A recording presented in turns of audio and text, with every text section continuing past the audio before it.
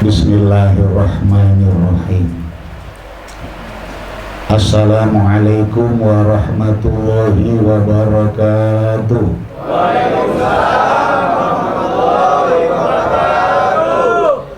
Alhamdulillahilladzi amarna bi a'mali sholihat wa nahana 'anis sayyi'at wal bariyat. Wassalatu wassalamu ala nabiyyina wa rasulina wa maulana Muhammadin wa ala alihi wa ashabihi bil karamat. Amma ba'du, al-mukarramun, para sesepuh, para orang tua, para tokoh masyarakat, para hujjaj, para kader-kader MWC, kader-kader ranting, juga banyak sekali pasukan Banser GP Ansor. Insyaallah besok juga ada undangan pelantikan Banser GP Ansor ya, GP Ansor Ranting Setia Mekah besok. Seluruhnya yang saya muliakan, wabil khusus sahibul bait Kiai Mahrus beserta keluarga. Di sini ada Ahinal Mahbub Kiai Mansur, ada Ahinal Mahbub Gus Usama, juga orang tua kita yang di sebelah kiri saya. Hadirin hadirat, ibu-ibu yang di belakang, semoga kita semua digolongkan umat yang mencintai Kanjeng Nabi SAW. Setelah membaca basmalah, hamdalah, sholawat dan salam. Yang pertama ini tentang haul, karena acaranya dua, haul sekaligus maulid Nabi. Ya, jangan lupa berkatnya dua ya. Pak, apa artinya haul? Haul itu artinya ketemu tahun atau setiap tahun. Ya, makanya kita zakat mal setelah sampai satu nisab dan sampai haul, berarti sampai 1 tahun. Berarti ini almarhum sudah 1 tahun. Haul malam hari ini, ntar ada yang nanya, dalilnya mana? Ayo, ada nggak yang tukang begitu di sini? Dikit-dikit dalilnya mana? Lah kamu lahir di Indonesia yang nggak ada dalilnya. No, pulang sono. Ya, karena lahir di Indonesia itu nggak ada contoh dari. Karena Nabi lahirnya di bid'ah dolalah finnar. Begitu. Nah, pada suatu hari Rasulullah ini setiap tahun, berarti setiap haul, setiap tahun Rasulullah mengunjungi makam para syuhada Uhud. Dan beliau Rasulullah mendoakan, berbahagialah orang-orang yang sudah berjuang di jalan Allah, mendoakan kepada yang ada di makam syuhada Uhud tuh. Dan kalian akan mendapatkan kenikmatan nanti di akhirat. Tuh. Dan kebiasaan ini dilanjutkan oleh sahabat Abu Bakar As-Siddiq, dilanjutkan oleh Sayyidina Umar bin Khattab, dan dilanjutkan oleh Sayyidina Utsman bin Affan. Kok enggak dilanjutkan Sayyidina Ali? Karena Sayyidina Ali kan pusat kotanya di Baghdad. jauh sononya. Hadirin. Ya. Lalu kenapa kita harus mendatangi undangan haul? Kiai Makhrus adalah bagian daripada waladun sholihun yad'ulah. Lah kita semua bagian daripada Rabbana gfir lana wali ikhwanina alladzina sabaquna bil iman. Tuh. Karena orang wafat itu menghadap Allah bawa 3 modal. Yang pertama modal dasar. Kayak orang dagang. Yang pertama modal dasar. Apa modal dasarnya orang menghadap Allah? Wa alaisa lil insani illa ma sa'a. Apa? Manusia menghadap Allah dengan membawa amal pribadinya. Nih. Dengan membawa amal pribadinya.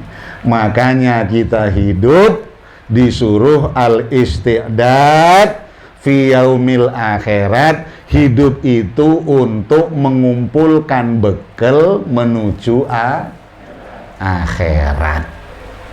Ya. Apa tuh? Dunia ini bukan tujuan. Dunia ini sarana. Tujuannya adalah wal akhiratu khairul laka minal ula wal akhiratu khairul liab qal wabtaghi fima atakallahu daral akhirah. Dunia cuma walatan sanasibaka minad dunia. Tuh. Ya. Nggak usah saya terjemahkan. Jamaah di Jatimulya ini kan majelis taklimnya luar biasa. Ya. Makanya Rasulullah nyatakan ilmu-ilmu kalian tentang Allah dan Rasulnya itu setiap hari, setiap saat harus falyasdad, harus bertambah dan bertambah. Jadi orang menghadap Allah tadi modal dasarnya adalah amal ibadah kita sendiri. Lalu modal yang kedua adalah waladun sholihun yad'ulah. Doa anak-anak yang soleh. Anak yang supaya anak kita soleh apa syaratnya, Pak? Pak.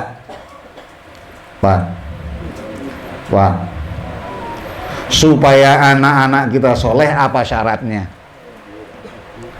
Syaratnya kuat imannya. Apa? Kuat imannya, mantap takwanya, luas ilmunya. Kanjeng Rasul sabdakan, man yuridillahu bihi khairan. Apa itu jawabannya? Yufaqihu fiddin. Barang siapa yang dikehendaki oleh Allah jadi orang baik, jadi orang soleh, jadi orang yang bermanfaat, yufaqihu fiddin, maka fakihkan dia, dalamkan dia, luaskan dia ilmu agama Islam. Caranya terserah. Mau sekolah di madrasah silahkan, mau sekolah di pondok pesantren silahkan. Ya, judulnya apa itu? Yufaqihu fiddin. Mantap kan ya? Kalau jadi pejabat yang yufaqihu fiddin. Ya, tuh, itu, iya. Kalau jadi camat yang yufaqihu fiddin, jadi lurah yang yufaqihu fiddin, mantap pokoknya. Ini sebelah kanan saya nih, Gus Usama, pejabat Basnas. Tiap malam Jumat baca kitab kuning. Nah itu yang dimaksud yufaqihu fiddin. Pak,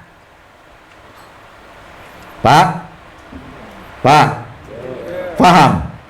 Apa?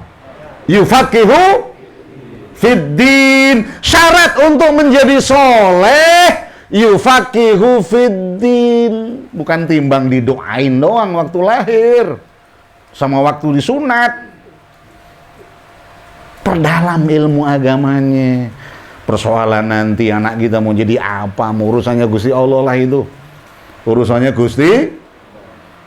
Gusti Allah. Ya, buktinya orang yang setiap hari, setiap waktu berjibaku dengan ilmu-ilmu agama di pondok pesantren sampai dewasanya, buktinya jadi presiden. Siapa itu? Gus Dur.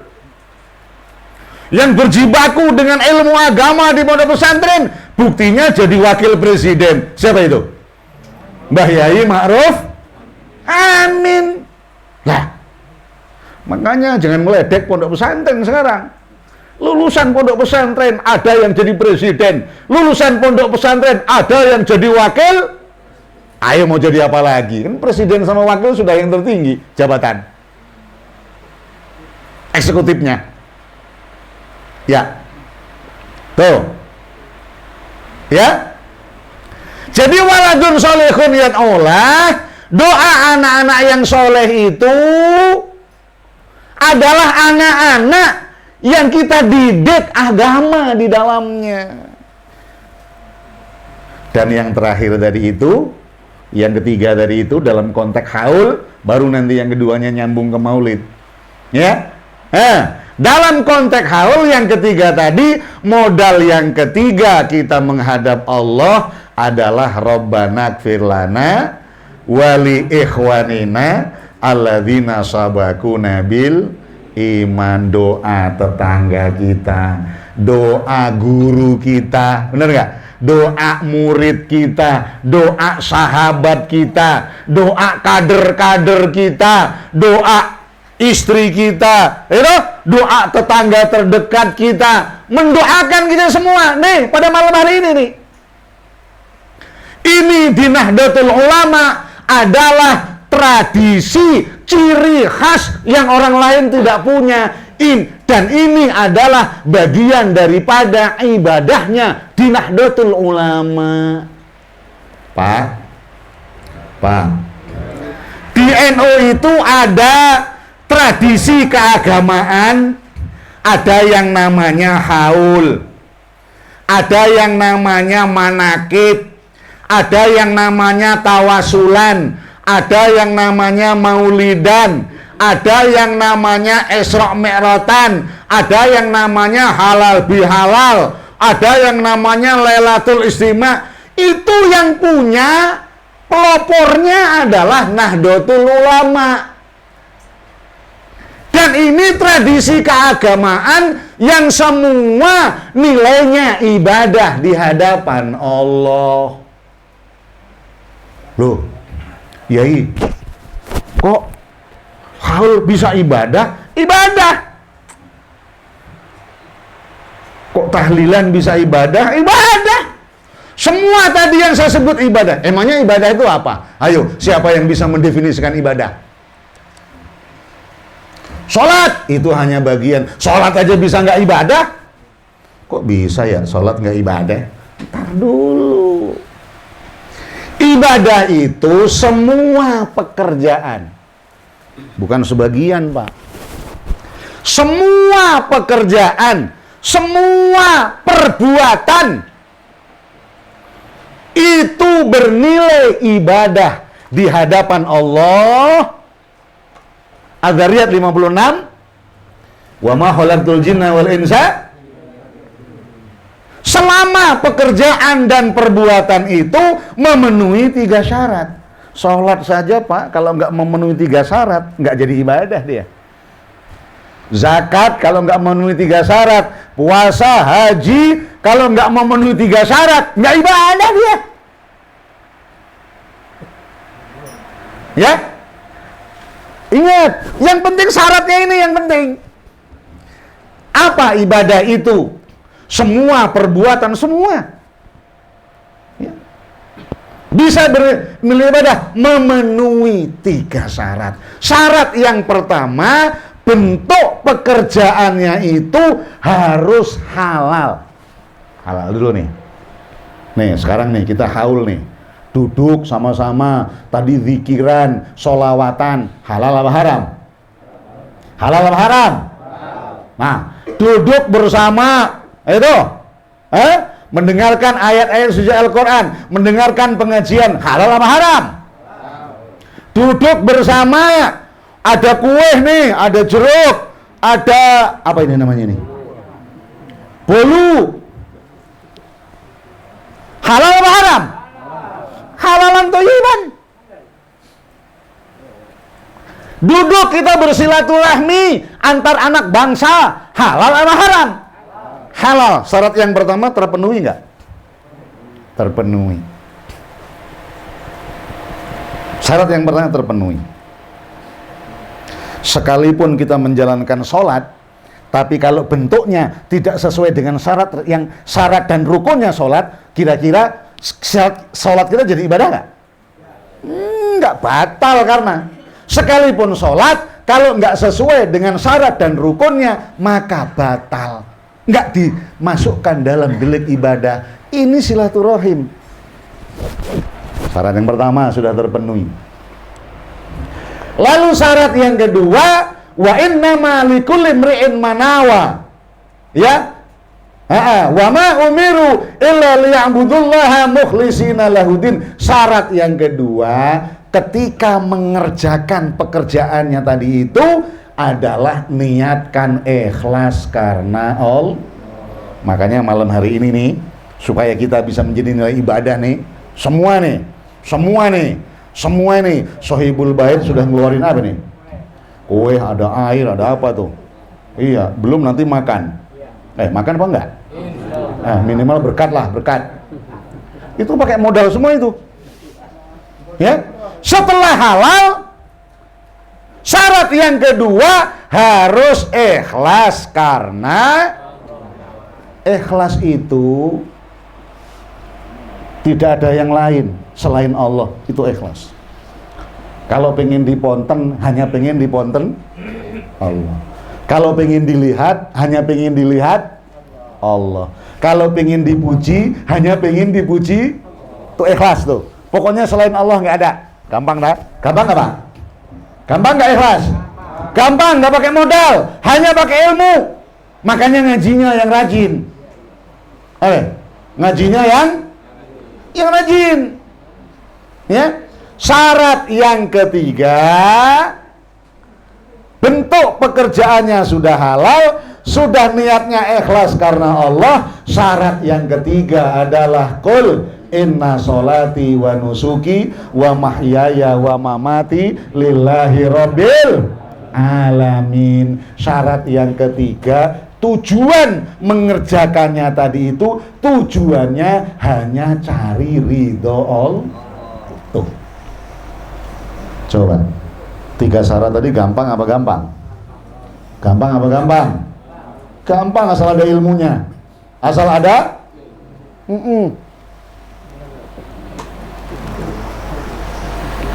Tuh, sekalian. Ya, itu semua akan dinilai ibadah oleh Allah Subhanahu, termasuk semua tradisi-tradisi keagamaan yang ada di masyarakat kita, itu semuanya ibadah. Karena apa? Memenuhi 3 syarat tadi itu. Udah begitu aja udah. Ya. Nah, jangan repot-repot. Nah, hadirin yang saya muliakan, itu adalah kita bicara tentang haul. Ya. Subhanallah. Dikasih waktu berapa lama ini? Ya. 1 jam. Ya. 1 jam cukuplah, sekarang sudah 45 menit. Oke ya. Jadi masalah haul tadi sudah paham ya? Sudah paham. Sampaikan kemana-mana.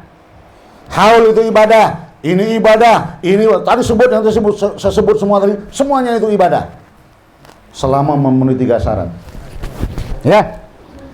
Ayo ikhwan, hadirin yang saya muliakan.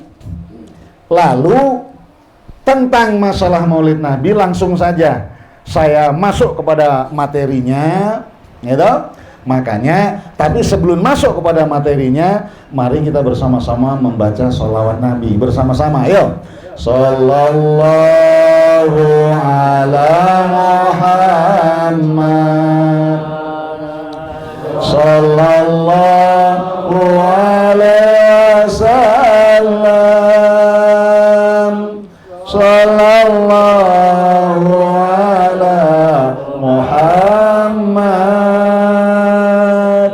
Sallallahu alaihi wasallam. Sallallahu ala Muhammad.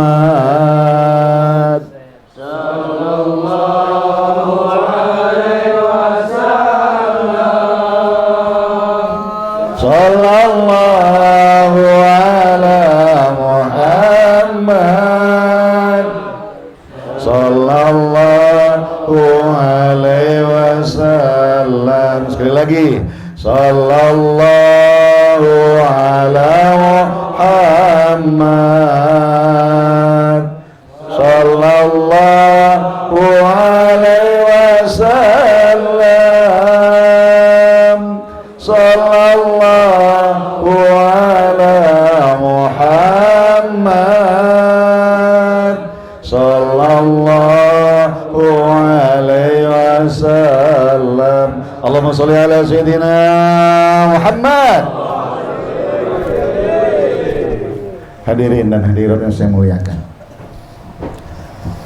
siapa dan apa ciri-ciri orang yang cinta kepada Nabi?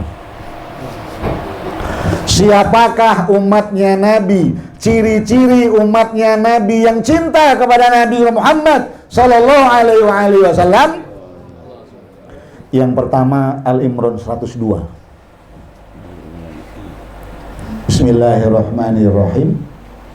Ya ayyuhalladzina amanu ittaqullaha haqqa tuqatih wa la tamutunna illa wa antum muslimun.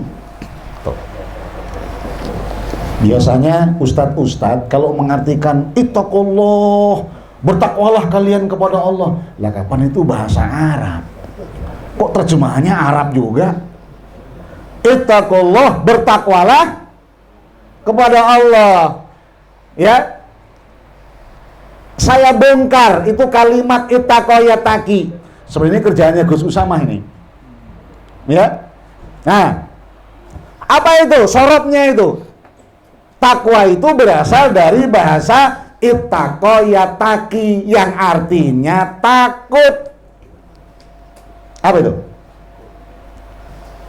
Jadi takwa artinya takut. Ittaqullah artinya takut hanya kepada Allah.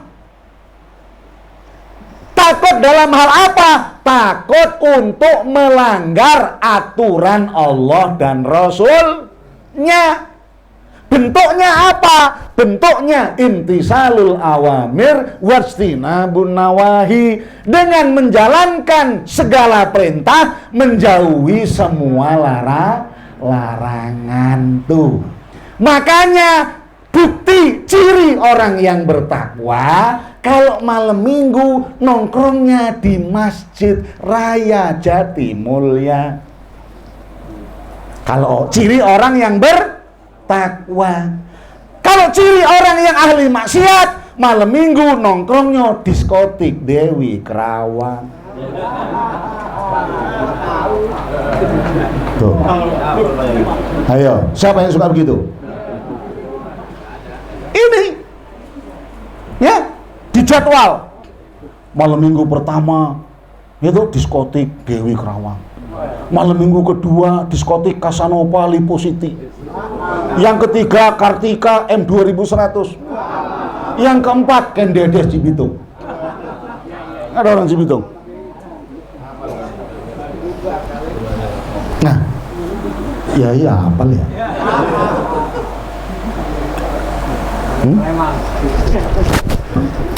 Oke, lanjut. Jadi orang yang takut kepada Allah takut dalam hal yang tadi itu. Takut untuk melanggar aturan Allah, takut untuk mengerjakan larangan, takut untuk meninggalkan perintah. Sampai kapan itu istiqomah? Istiqomah tuh. Al-Ahqaf 13. Ya. Ya alladzina qalu rabbunallaha tsumma istaqamu la khaufun 'alaihim wa lahum yahzanun. Tuh. Takwanya istiqomah. Di masjid takwa, di pasar takwa. Di masjid takwa, di kantor takwa. Di masjid takwa, di tempat kerja takwa, di masjid takwa, di perjalanan takwa. Itu yang diinginkan Allah. Sampai kapan itu? Istiqomah sampai wa antum muslimun. Kalau takwa kita istiqomah, maka wala tamutuna illa wa antum muslimun. Matinya kita dalam keadaan Islam. Nggak usah lagi ngundang cucu. Ketika sakaratul maut nggak usah ngundang ustadz. Mbah nyebut mbah. Mbah nyebut mbah. But. Emang tukang ngebut? Kalau takwanya istiqomah sampai mati ya tetap hatinya la ilaha illallah. Makanya istiqomah nih, takwa nih. Ya. Itu kalau mau dijadikan orang yang muttaqin, istiqomah takwanya. Tuh Al Imran 120. Hadirin. Tuh ciri umatnya Nabi yang pertama. Gitu? Lalu ciri umatnya Nabi yang kedua adalah Al-Baqarah 208. Ada itu.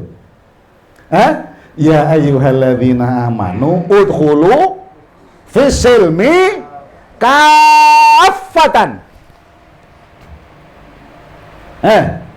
Ciri pecinta Rasulullah hidupnya sesuai dengan syariat Islam secara sempurna. Jangan sholatnya doang sesuai Islam, tapi cari rezeki haram. Nih, bener nggak? Jangan ngajinya rajin, nyogoknya jalan terus. Ya, jangan zikirnya juga rajin, sholawatnya rajin.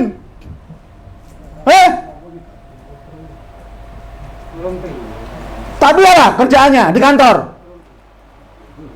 Ngentit duit rakyat. Itu bukan fisilmi kafah. Bukan. Nah, itu fasek namanya. Tahu fasek? Fasek tahu Pak? Fasek itu ya sholatnya rajin, nyolong jalan terus. Apa? Ngajinya rajin, bohong orang berhenti. Itu fasik namanya itu. Ya.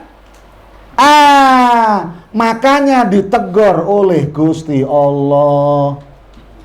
Kalau musibah menimpa orang-orang fasik, itu namanya teguran.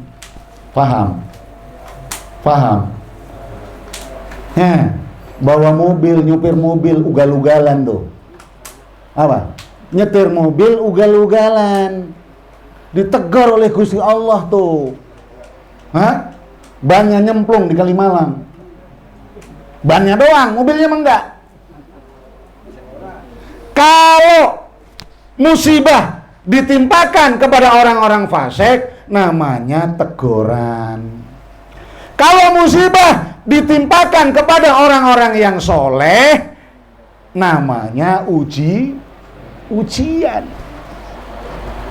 Ya, iya, orang-orang soleh. Jangan tukang narkoba ditangkap polisi katanya sedang diuji sama Allah. Ini kan bergeledek nih. Waduh, saya lagi kena ujian ini. Kenapa? Dagang narkoba ditangkap, pala lu peyang. Itu mah bukan ujian, itu mah azab itu mah. Nah, kalau musibah yang menimpa kepada orang-orang kafir dan orang musyrik, itu namanya azab dari Gusti. Mudah-mudahan ya, musibah yang menimpa kita ini mudah-mudahan sekedar teguran dari Gusti Allah Subhanahu. Supaya apa? Supaya fafirru ilallah, supaya cepat kita kembali ke jalan Allah, cepat kita kembali ke jalan Rasulullah. Apa kalimatnya tadi itu? Ayatnya tadi itu. Setelah kafah, lanjutan ayatnya apa? Wala tatabi'u khutuwatis syaiton. Karena syaiton itu apa? Innahu lakum aduwwum. Jangan kamu ikuti rayuan dan ajakan setan. Tuh. Pak. Tidur ya? Tidur. Salawat lagi. Ya Nabi, salam alaika. Ya Rasul, salam alaika. Ya Habib,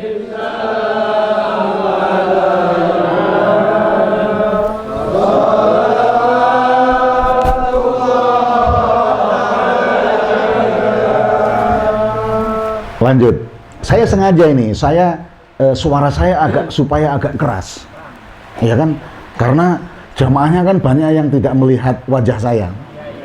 Padahal saya sebegitu tampannya padahal.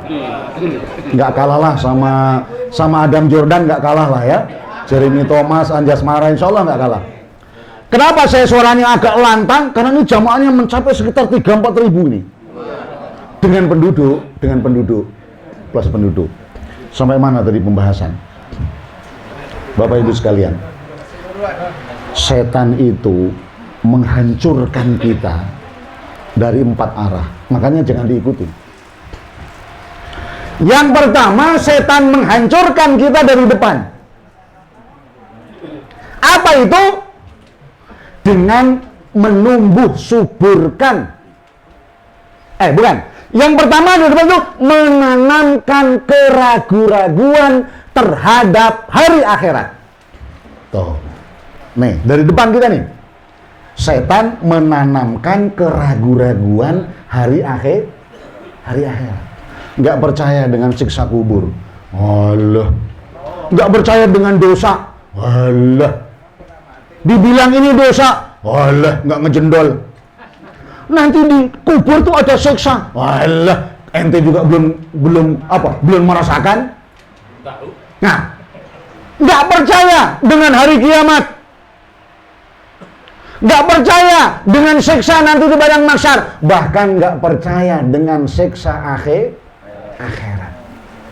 Ditanamkan karena ragu terhadap akhirat, sehingga di dunia apa? Nggak ada persiapan dia. Nggak ada persiapan di dunia.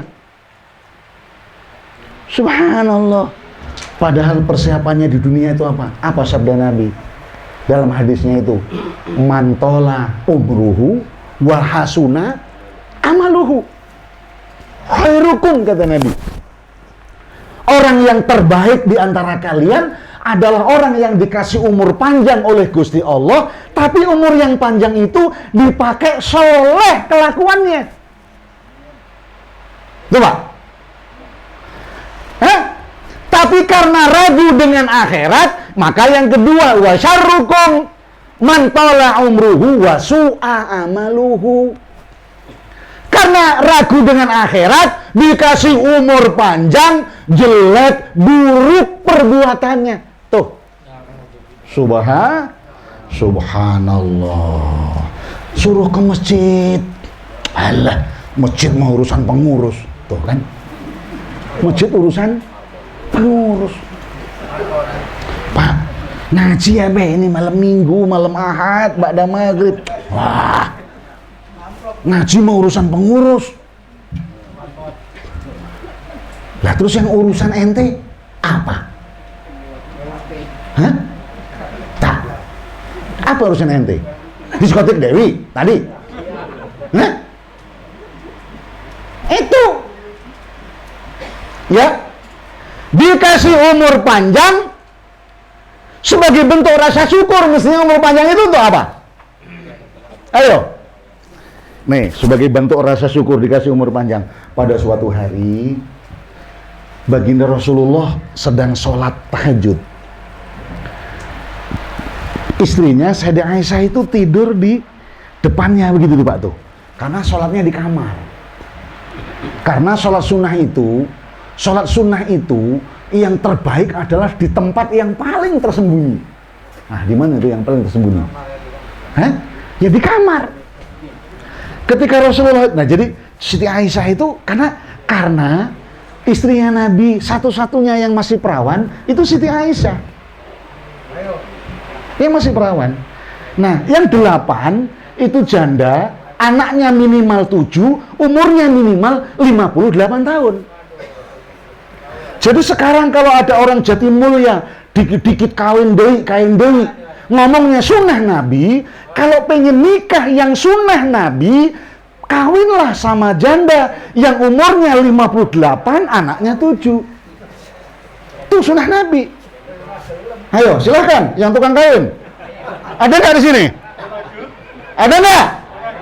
Ada. Ini nyari janda 20 tahun. Sunnah Nabi. Nah, Sayyidah Aisyah itu agak nakal, Pak. Agak nakal menggoda suaminya. Istri, ya samalah. Istri kita juga kadang-kadang suka menggoda suami ya. Ini anak-anak remaja udah jangan ditutup aja kupingnya ya. Ini urusan orang tua 17 tahun ke atas. Jadi Rasulullah itu ketika sholat tahajud berdiri begini, Pak. Sayyidah Aisyah itu sengaja, Pak. Kakinya itu dibelonjorin di depannya begitu tuh. Terus maaf, handuknya diangkat dikit. Kira-kira kalau yang sholat itu Muhammad Jatimulya, kira-kira gimana sholatnya? Tapi ini yang sholat Muhammad Rasulullah, nggak terpedaya. Jadi nanti kalau lagi ruku tetap, tapi kalau lihat Nabi nanti mau sujud, baru kakinya ditarik. Sayyidah Aisyah ditarik supaya sujudnya nggak mentok nggak mentok kakinya, nggak mentok pahanya. Tuh nakal nggak punya istri begitu, suami lagi sholat. Nah, singkat cerita, ya maklum istri yang paling perawan. Ya. Nah, besoknya ini singkat cerita, ini ya. Besoknya Sayyidah Aisyah bertanya, ya Rasul. Iya. Engkau ini kan seorang nabi dan rasul yang sudah dijamin masuk surga. Betul kata Nabi. Engkau ini seorang nabi dan rasul yang kesalahan-kesalahanmu sudah diampuni oleh Allah, dan engkau ini rasul yang maksum, yang dijaga langsung oleh Gusti Allah. Betul.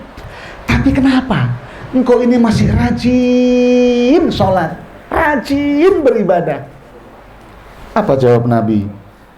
Bapak-bapak sekalian, itu semuanya aku lakukan sebagai bentuk rasa syukurku kepada Allah. Semakin Allah menjamin aku masuk surga, semakin rajin aku beribadah kepada Allah. Semakin Allah mengampuni dosa-dosaku ya Aisyah, semakin rajin aku sujud kepada Allah. Semakin Allah menjaga aku dari kesalahan, maka semakin rajin aku sujud. Sebagai apa? Sebagai bentuk rasa syukurku kepada Allah. Pak, umur sudah di atas 50. Sholatnya berjamaah nggak mau ke masjid. Masih badar nggak namanya? Selesai ngaji malam hari ini, wabil khusus yang sudah umur di atas 50, ayo jangan sholat berjamaah di rumah, berjamaah di masjid. Karena yang namanya berjamaah itu di masjid. Pak, halo? Ini kok melotot?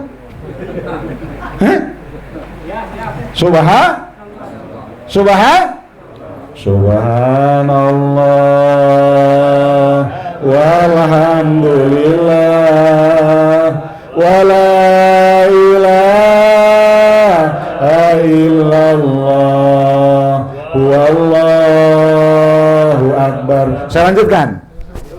Tadi itu setan menggoda kita, merayu kita di depan.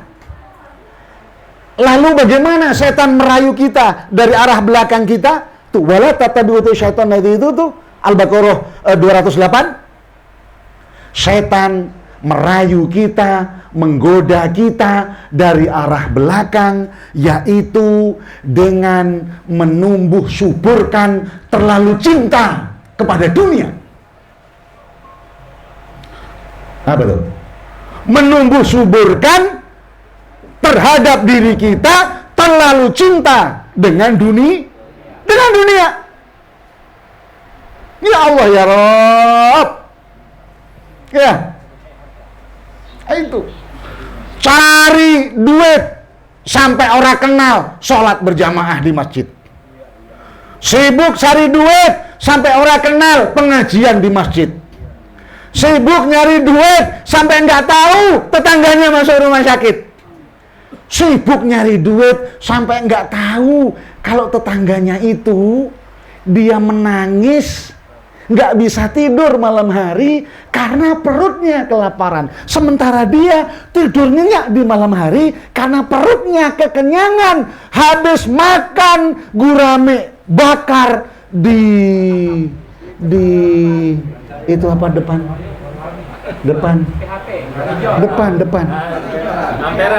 Ampera. Ya Allah, saya diajak tuh sama ketua Basnas Ampera. Ya, subhanallah. Tuh dari arah belakang. Lalu dari arah kanan, setan menjerumuskan kita, menjerumuskan manusia, ya toh? Yaitu menanamkan keraguan-raguan terhadap kebenaran syariat Islam. Dengan Quran nggak percaya. Nah kalau sudah dengan Quran nggak percaya siapa? Bahkan dengan Kanjeng Nabi nggak percaya. Munculnya Khawarij itu siapa Pak? Siapa? Pertama kali munculnya orang Khawarij itu namanya siapa? Khawarij. Itu namanya Dzul Qawaisirah namanya. Seorang sahabat Nabi namanya Dzul Qawaisirah. Ketika Rasulullah mengadakan haji wada sekitar 114.000 jamaah umat muslim, lalu terjadi peristiwa Hunain, lalu harta ghanimah orang-orang Mekah yang banyak dibagi oleh Nabi. Ya, orang Mekah ada yang dikasih 1.000 unta, 1.000 kuda, 4.000 kuda gitu. Nah, lalu sahabat Nabi yang namanya Dzul Qawaisirah ini, ya, ini mulai muncul. Khawarij itu apa sih? Khawarij itu kerjanya tukang protes. Islam Protestan. Tuh kaum Khawarij kalau pengen tahu, dikit-dikit protes. Tuh. Ya, Islam protes. Jadi bukan Kristen aja yang ada Protestan. Islam Protestan. Nah, apa ngomongnya Dzul Qawaisirah ini? Karena orang-orang Madinah nggak dibagi ghanimah, yang dibagi hanya orang-orang Mekah. Dia nggak tahu. Ini Dzul Qawaisirah ini logika hawa nafsu. Sedangkan Kanjeng Nabi itu logikanya logika nubuah. Nanti saya kasih perbedaannya, logika kita dengan logika nubuah. Jauh, Pak. Apa kata Ya Muhammad, i'dil. Kamu nggak adil ya Muhammad bagi ghanimah. Masa orang-orang Mekah yang baru masuk Islam ada yang diberi 1.000, ada yang diberi 3.000, di 4.000. Sementara pejuang-pejuang dari Madinah, ketika engkau susah, dulu siapa yang nolong? Ketika engkau itu diusir oleh kafir Quraisy, siapa yang nolong? Islam bisa berkembang, siapa yang nolong? Kenapa yang kau bagi hanya orang-orang Mekah saja? Tetanggamu, saudaramu, keluargamu. Kalau bahasa kita apa itu? Sukumu. Nah, kalau bahasa kita nepotisme. Kenapa ini orang-orang Madinah yang sudah hartanya, rumahnya, tenaganya, pikirannya, bahkan nyawanya ditaruhkan untukmu, kenapa nggak ada yang dibagi? Ini siapa ini? Dzul Quwaisirah protes. Nabi mengatakan dengan bahasa yang sabar, kalau Rasulnya sudah dianggap tidak adil, lalu siapa yang dianggap lagi adil di dunia ini? Hah? Kalau Rasulmu sudah kamu anggap nggak adil, siapa lagi yang adil di dunia ini? Hah? Karena apa? Karena yang dikerjakan Rasul wahyu yuha, atas petunjuk Allah. Yang dilakukan Nabi wahyu yuha, wa ma yantiqu 'anil hawa in huwa illa wahyu yuha. Semuanya atas perintah, atas petunjuk, atas hidayah dari Gusti. Lalu siapa lagi yang adil? Kalau Nabi Rasulnya saja sudah tidak adil. Setelah itu Kanjeng Nabi kumpulkan penduduk-penduduk Madinah yang pejuang-pejuang, Pak. Pejuang-pejuang yang sudah membela Kanjeng Nabi, dikumpulkan semua. Iya, ayo. Iya, saudara-saudaraku yang Ansor dari Madinah. Ya.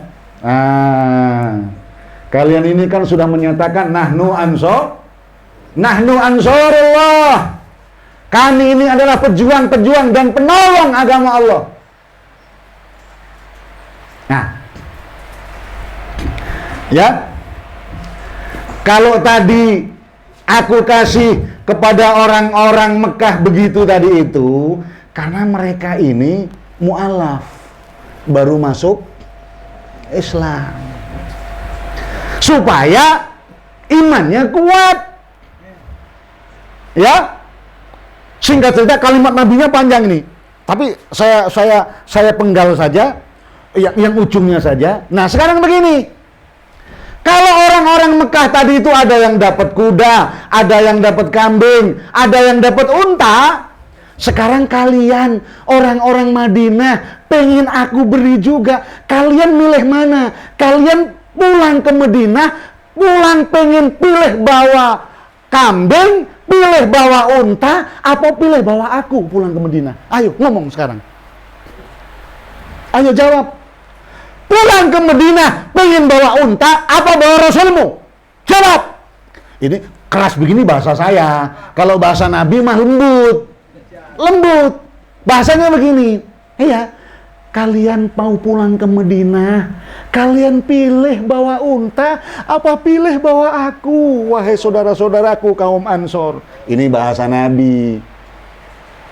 Setelah Kanjeng Rasul menyatakan begitu, seluruh kaum Ansor dari Madinah semuanya menangis menyesal.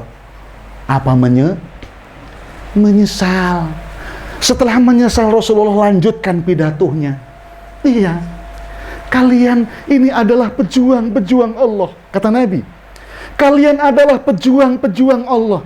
Kalian adalah Ansorullah, kata Nabi. Kalian adalah manusia yang sudah terbiasa tangan kalian di atas. Kalian heroik menjadi pejuang. Kalian heroik menjadi orang tukang nyumbang. Kalian heroik, banyak yang meninggal dan syuhada.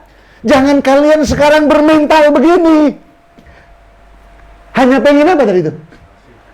Pengen kambing, kuda dan unta. Lalu perjuangan yang sudah miliaran nanti jadi apa? Jadi jangan sampai perjuangan kalian konversi dengan materi yang kecil, kata Nabi. Tuh Pak. Ya. Jadi di masyarakat Pak, kalau yang sudah biasa memberi, nggak usah pengen minta. Di NU nih, yang sudah biasa jadi pejuang, berkorban, tenaga, pikiran, waktu, bahkan perasaan. Kalau nggak percaya perasaan, tanya Gus Usamah nih. Sering makan perasaan. Bahkan harta sudah terbiasa heroik. Jangan bermental begini. Jangan bermental begini. Kan Nabi juga bilang, yadul ulya khairun min yadis sufla. Tangan yang di atas lebih mulia daripada tangan yang di bawah. Ini munculnya Khawarij nih Pak, dari Dzulquwaisirah ini Pak. Ya, Dzulquwaisirah itu sholatnya rajin Pak, judatnya hitam. Pengen tahu nggak? Yang namanya Dzulquwaisirah itu sholatnya rajin sampai jidatnya hitam, baca Qur'annya juga rajin. Memang orang-orang Khawarij itu baca Qur'annya, sholatnya, ya, subhanallah. Siapa yang membunuh Sayyidina Ali itu coba tuh? Siapa itu?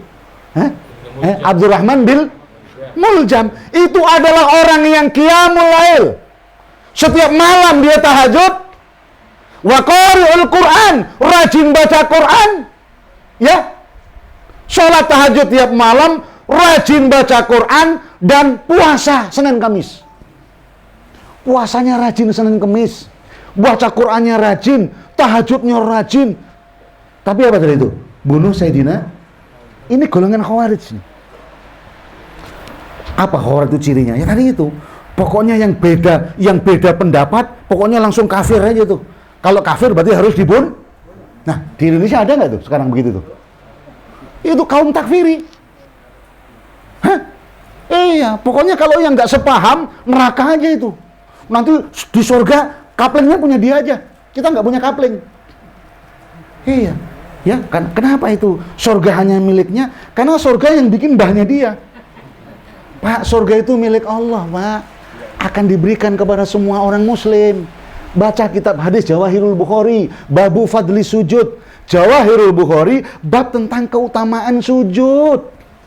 Nanti umatnya Kanjeng Nabi Muhammad itu semuanya masuk surga. Semua umatnya Kanjeng Nabi Muhammad semuanya masuk surga, semua. Kalau nggak percaya buktikan nanti. Dah, penjelasannya nggak saya lanjutkan. Lanjut kepada rayuan setan tadi itu. Ya, yang sebelah kanan itu, yang terakhir, yang sebelah kiri itu setan. Ya, menanamkan kita rangsangan-rangsangan untuk cinta berbuat maksiat. Makanya yang tadi saya bilang. Ya, tuh. Ayo, siapa yang suka maksiat? Ya itu.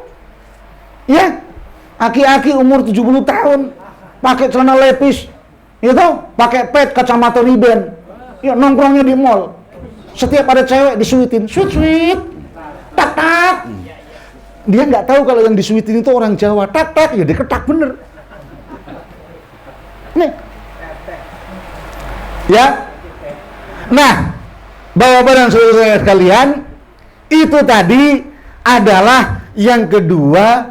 Ciri-ciri orang yang cinta kepada Kanjeng Nabi Muhammad Sallallahu Alaihi Wasallam. Gitu?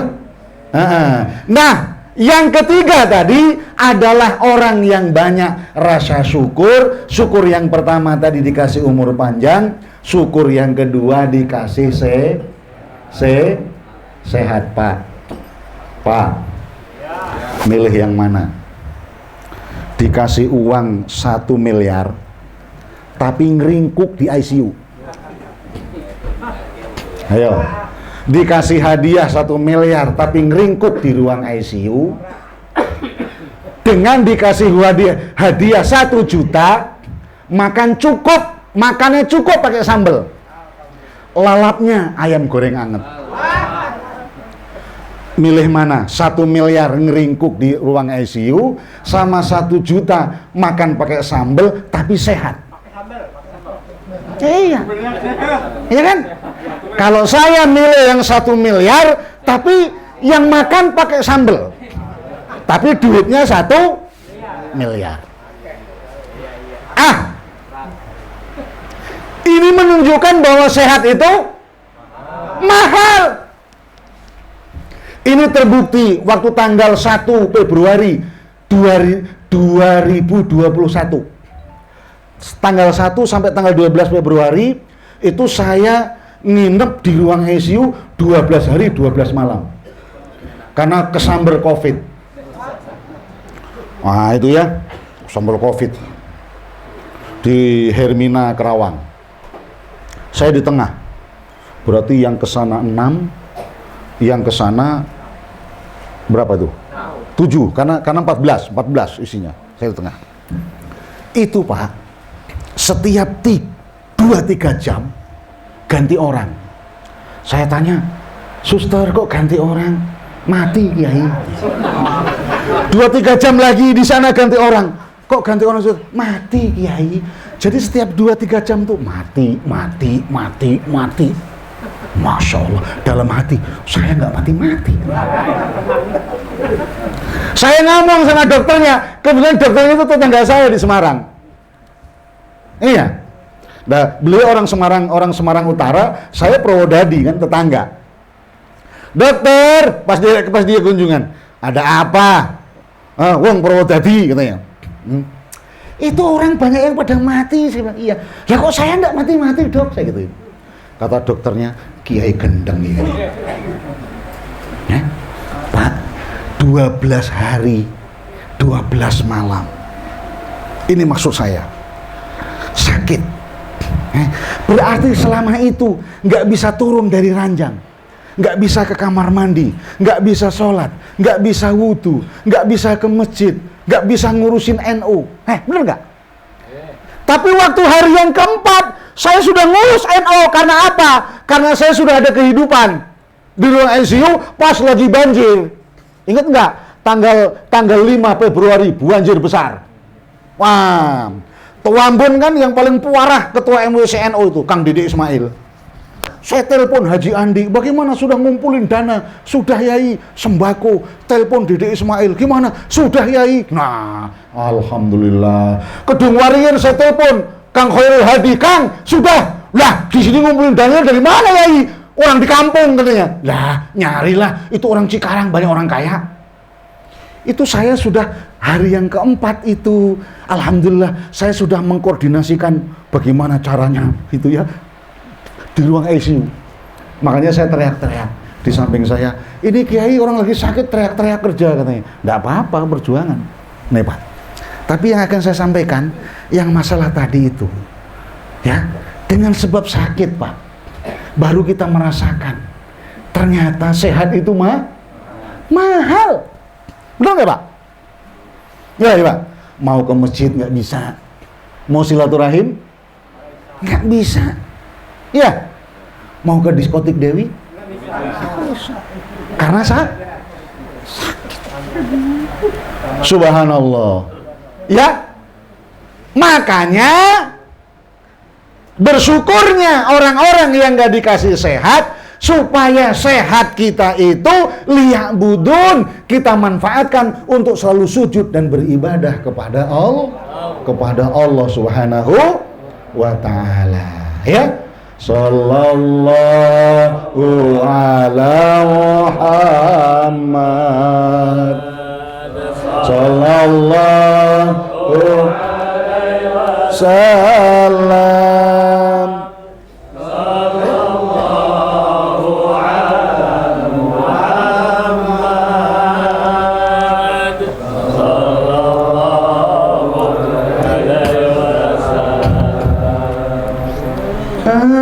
Samsun anta badrun anta nurun fauqa nuri anta samsun anta badrun anta nurun fauqa nuri anta iksiru wa ghali anta misbahu suduru. Ayo, sallallahu ala Muhammad, sallallahu alaihi wasallam, sallallahu ala Muhammad.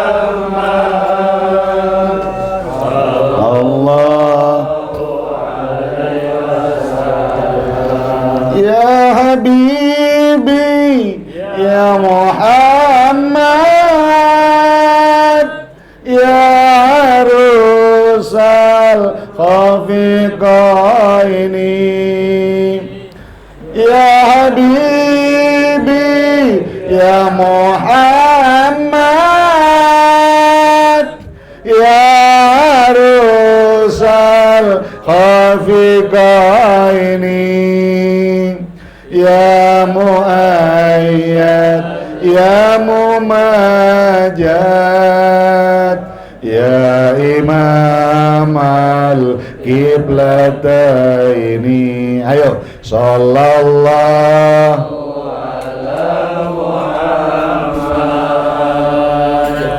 sallallahu alaihi wasallam sallallahu ala Muhammad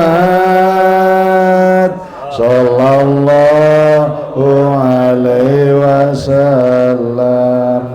Hadirin yang saya muliakan, maksud hati ingin memeluk gunung, apalah daya gunungnya terlalu besar. Maksud hati ingin bicara panjang lebar, apa daya perut saya sudah lapar, kaki saya sudah gemetar, takut pulangnya kesasar. Terima kasih atas segala perhatian. Mohon maaf jika ada bahasa yang kurang sopan dan kurang berkenan. Wallahul muwafiq ila aqwamit thoriq. Wassalamualaikum warahmatullahi wabarakatuh.